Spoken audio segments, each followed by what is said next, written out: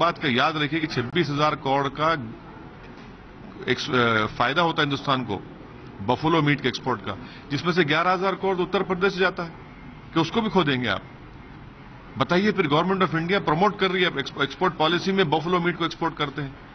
तो यही कॉन्ट्रडिक्शंस है। और फिर आखिरी बात यह है कि उत्तर प्रदेश में गाय मम्मी है और नॉर्थ ईस्ट में यम्मी है।